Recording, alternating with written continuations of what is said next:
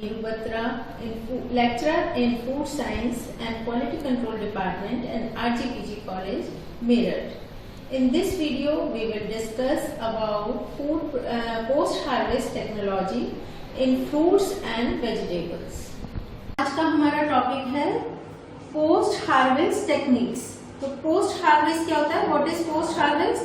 Post harvest means the process which is done immediately after the harvesting. ठीक है, जो harvesting के एकदम बाद जो प्रोसेसेस स्टार्ट होते हैं तो वो क्या होते हैं? वो कहलाते हैं post harvest techniques, post harvest processes. ठीक है, तो पोस्ट हार्वेस्ट जो प्रोसेसेस हैं वो किस लिए किए जाते हैं? वो किए जाते हैं किसी भी फूड प्रोडक्ट की, या चाहे वो वेजिटेबल्स हो, फ्रूट्स हो, उनकी क्या होता है शेल्फ लाइफ को एनहेंस करने के लिए, जिससे उनकी शेल्फ लाइफ बढ़ जाए। ठीक है, पोस्ट हार्वेस्ट जो प्रोसेसेस हैं वो उसमें बहुत सारे प्रोसेसेस आते हैं, जो बहुत सारे मेथड्स होते हैं जो कि शेल्फ लाइफ बढ़ाते हैं प्रोड्यूस की।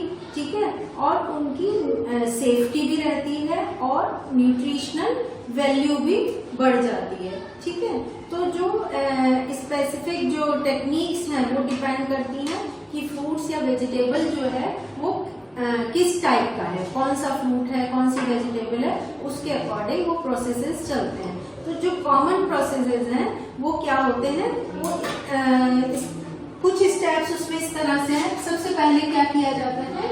क्लीनिंग।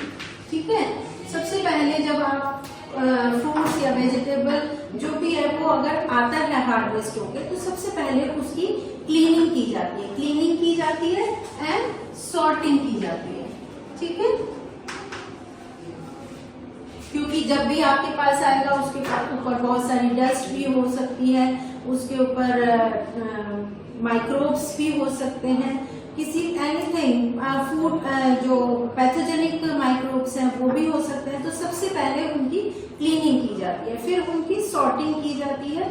ठीक है, सॉर्टिंग करने में क्या होता है कि जो खराब पार्ट है या खराब फ्रूट है, वेजिटेबल है, उनको अलग कर दिया जाता है और जो बिल्कुल सही है कंडीशन में उनको रखा जाता है। फिर नेक्स्ट आपका आ जाता है उसमें piling and trimming. Next process क्या होता है? पीलिंग एंड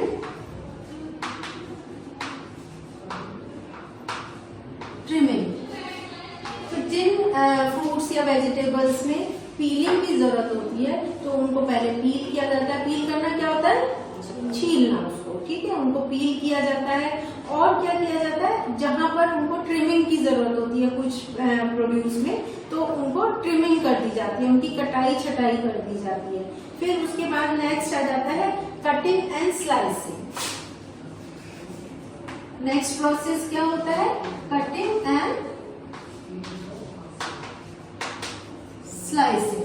तो बहुत से जो प्रोड्यूस हैं, जो फ्रूट्स एंड वेजिटेबल्स हैं, उनकी प्रोसेसिंग जब होती है, जैसे आप उसके लिए करेंगे शेल्फ लाइफ बढ़ाने के लिए उनको क्या होता है?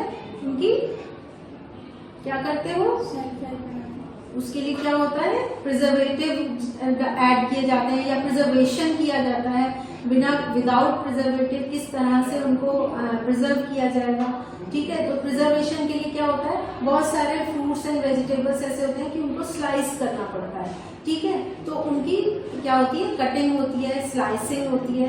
ठीक है, नेक्स्ट आता है इसमें ब्लांचिंग। ठीक है, अब जब आपने कटिंग हो गई, स्लाइसिंग हो गई, अब नेक्स्ट आता है इसमें ब्लांचिंग। ब्लांचिंग कैसे होती है? जो वेजिटेबल्स और फ्रूट्स हैं उनको क्या किया जाता है? बॉइलिंग वाटर में या फिर स्टीम दी जाती है। उनको बॉइलिंग वाटर में से निकालते हैं उसको, जिससे वो क्या होते हैं? उसके माइक्रोब्स जो है, पैथोजेनिक माइक्रोब्स हैं या किसी भी तरह का कंटेमिनेशन है, तो वो उसको खत्म करने के लिए इनकी ब्लांचिंग की जाती है। ठीक है, नेक्स्ट आप इसमें आ जाता है फ्रीजिंग। ये छोटे छोटे प्रोसेसेस हैं जो कि हार्वेस्टिंग के बाद किए जाते हैं। नेक्स्ट आता है फ्रीजिंग। फ्रीजिंग में क्या होता है? फ्रीजिंग में जो कॉमन प्रिजर्वेटिव जो होते हैं, प्रिजर्वेशन मेथड जो होता है, उसमें क्या होता है, बहुत सारे प्रोडक्ट्स ऐसे होते हैं, फ्रूट्स एंड वेजिटेबल्स, जिनको लॉन्ग टाइम के लिए फ्रीज कर दिया जाता है। फ्रीज करने से क्या होता है, जो उसमें एंजाइम्स होते हैं, ठीक है, वो इनएक्टिवेट हो जाते हैं। जब इनएक्टिव हो जाएंगे वो, तो आपस में रिएक्ट नहीं कर पाएंगे। जब रिएक्ट नहीं कर पाएंगे तो कंटामिनेशन भी नहीं होगा, ठीक है। बहुत सारे एंजाइम्स ऐसे होते हैं जो कि रिएक्ट करके फ्रूट और वेजिटेबल में कंटामिनेशन बढ़ जाता है जब उनकी रिएक्शन फास्ट हो जाती है। तो जो एंजाइम्स हैं वो क्या हो जाते हैं, इनएक्टिवेट हो जाते हैं फ्रीजिंग से। नेक्स्ट टॉपिक आता है 6th टॉपिक, ड्राइंग और डिहाइड्रेशन। ड्राइंग और डिहाइड्रेशन, ठीक है।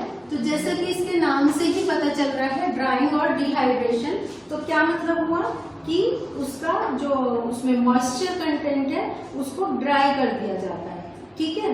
तो उससे क्या होता है, रिमूव होता है क्या, वाटर, उसका मॉइस्चर। तो जितना कम उसमें मॉइस्चर कंटेंट होगा, जितना कम वाटर होगा, उतने ही क्या होगा, जो माइक्रोब्स हैं वो ग्रो नहीं कर पाएंगे, जिसकी वजह से क्या होता है, जो फूड की शेल्फ लाइफ बढ़ जाती है, ठीक है ना। अब इसमें जो ड्राइंग और डिहाइड्रेशन में कौन कौन से मेथड्स आ जाते हैं, आपने पहले भी पढ़ा है, ठीक है। 2nd सेमेस्टर में भी, 3rd सेमेस्टर में आपने पढ़ा था, क्या पढ़ा था कि सन ड्राइंग, है ना, कि जैसे हम लोग घरों में भी ऐसा होता है, आपने देखा होगा कि घरों में भी जो ड्राई की जाती है स्पाइसेस होती हैं, हाँ, वेजिटेबल्स हो गई और स्पाइसेस होती हैं, तो उनको क्या करा जाता है, धूप में सुखा दिया जाता है ना। तो वो होती है सन ड्राइंग।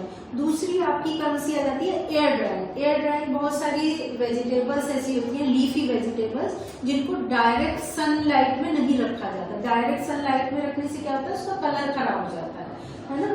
तो इसलिए उनको हवा में सुखाया जाता है ना, जहां पर शेड हो, सनलाइट ना हो, सनलाइट तो हो और लेकिन उस पर डायरेक्ट हीट ना लगे सन की, तो उसको एयर में सुखाया जाता है शेड के अंदर, तो वो हो जाता है एयर ड्राई।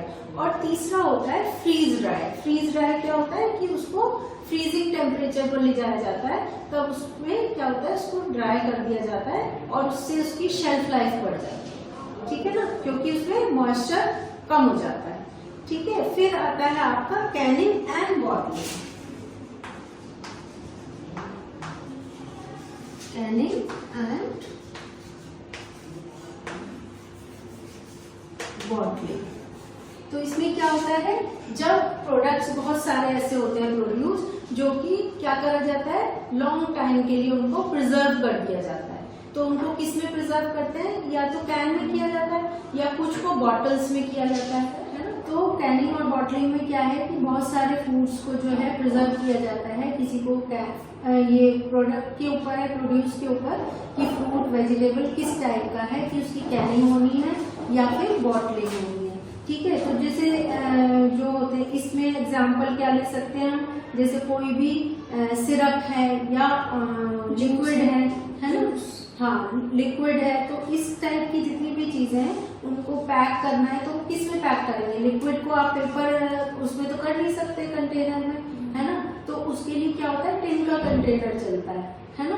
तो उनकी कैनिंग होती है या फिर बॉटल्स में उनको पैक किया जाता है, ठीक है। पहले मीट होती है, हाँ, वो तो पूरा प्रोसेस चलता है, उसके प्रोसेस के बाद उनकी पैकिंग होती है ना। लेकिन जो पोस्ट हार्वेस्ट आपके प्रोसेसेस हैं, वो एक के बाद एक क्या स्टेप होते हैं, ये वो स्टेप्स हैं, ठीक है।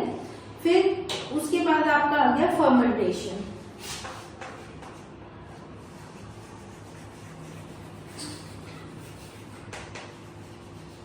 ठीक है, इसके बाद आया फर्मेंटेशन। फर्मेंटेशन में क्या आ जाता है कि इसमें जो ऐसे बेनिफिशियल जो माइक्रो ऑर्गेनिज्म है, उनका क्या होता है, ट्रांसफॉर्मेशन होता है, किसका, शुगर का हो जाता है, किसमें, अल्कोहल्स में, ठीक है। एसिड्स और अल्कोहल्स में वो कन्वर्ट हो जाते हैं, जिससे क्या होता है, जो प्रोडक्ट है वो प्रिजर्व हो जाता है ना। तो इस तरह के जो फूड हैं वो कॉमनली किस में यूज होता है फर्मेंटेशन? पिकल्स में, सॉर्ट में, ठीक है, इस टाइप के जितने भी आइटम हैं, उन प्रोडक्ट्स हैं, उनमें विनेगर में, हाँ, उसमें फर्मेंटेशन होता है। हाँ, विनेगर में भी फर्मेंटेशन होता है, ठीक है ना। तो अब उसके बाद ये फर्मेंटेशन के बाद दूसरा एक और आता है, वो है पॉस्चराइजेशन।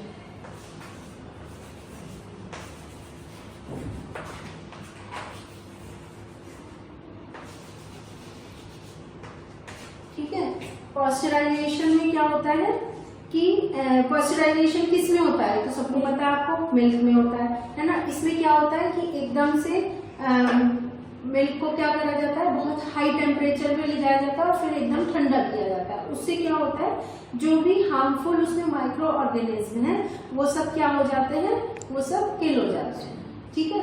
तो उससे वो क्या हो जाता है, आप उसकी शेल्फ लाइफ बढ़ जाती है ना, शेल्फ लाइफ बढ़ जाती है। अदरवाइज क्या होगा, हम जो मिल्क है उसको ज्यादा टाइम तो नहीं रख सकते बिना बॉईल किए हुए, है ना। तो ये है पॉस्चराइजेशन।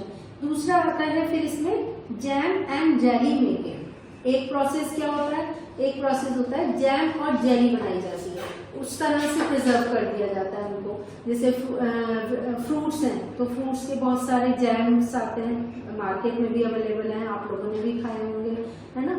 तो वो जैम और जेली की मेकिंग होती है। और दूसरा उसके बाद उसकी क्या होती है, पैकेजिंग हो जाती है, ठीक है। किस में होती है पैकिंग? उसकी जार्स में होती है ना। जैम और जेली की जो पैकिंग है वो जार्स में होती है, वो कंटेनर इसमें कैनिंग भी नहीं होती है उनकी, जो है वो जार्स में ही, कांच के जो जार होते हैं ग्लास के, उसमें ही उनकी पैकिंग होती है, ठीक है। फिर आता है juice extraction. Juice extraction,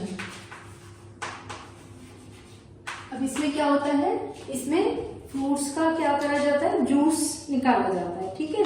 juice को एक्सट्रैक्ट किया जाता है किस मेथड से? एक होता है प्रेसिंग और हाँ, सेंट्रीफिकेशन हो गया। उससे क्या करते हैं, एक्सट्रैक्ट निकाल देते हैं। जो एक्सट्रैक्ट निकलता है वो होता है जूस। फिर उसकी पैकिंग वगैरह होती है, पैकेजिंग वगैरह, ठीक है, कंटेनर में, ठीक है। उसके बाद एक प्रोसेस क्या होता है, pureeing and pulp production.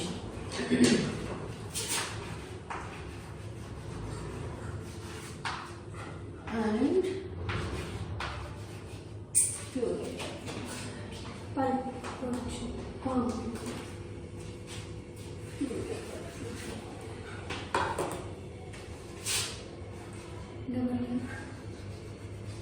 प्योरिंग and pulp production.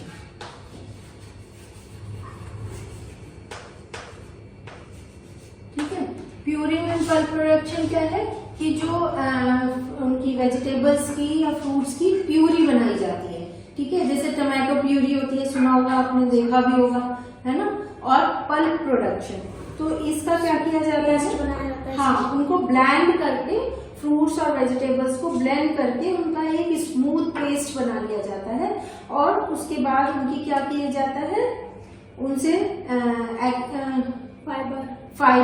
Fibre extraction होता है, ठीक है। वो क्या हो जाता है, वो पल्प हो जाता है, ठीक है। जितना भी उसका फाइबर है वो सब निकाल कर उसका पल्प इकट्ठा कर लिया जाता है। तो ये प्योरिंग और पल्प एक्सट्रैक्शन हो जाता है, ठीक है।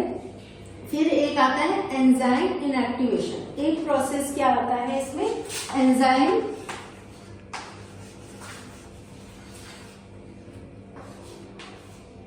इनएक्टिवेशन।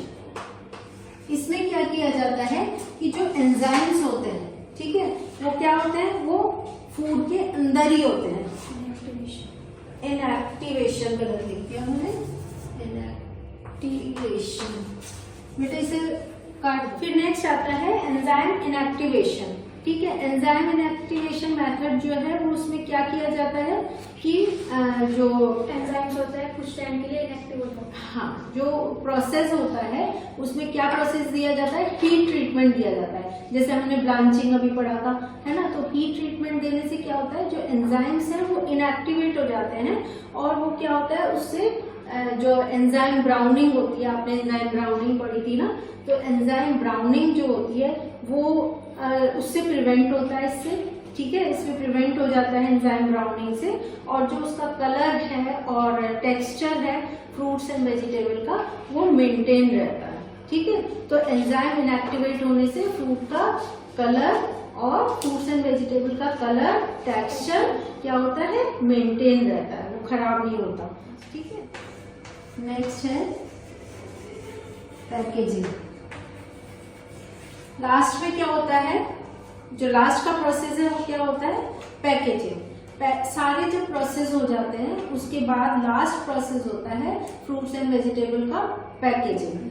पैकेजिंग का क्या होता है कि वो उससे प्रोडक्ट को, प्रोड्यूस को प्रिजर्व कर देता है ना, और उनकी शेल्फ लाइफ भी बढ़ जाती है, और जब पैक हो जाता है तो उसमें बाहर से कोई कंटामिनेशन नहीं हो सकता है ना, और एंजाइमेटिक ब्राउनिंग भी रोक दी जाती है। ठीक है, तो उससे क्या होता है, हीट ट्रीटमेंट देकर तो प्रोडक्ट जो है वो सेफ रहता है ना, और उसकी क्या होता है, शेल्फ लाइफ भी बढ़ जाती है, और कोई भी, क्योंकि एक्सटर्नल कोई भी फैक्टर, कोई भी पैथोजन उसमें क्या रिएक्ट नहीं कर सकता, कोई भी अटैक नहीं कर सकता, तो उससे हर तरह से वो प्रोटेक्ट होता है।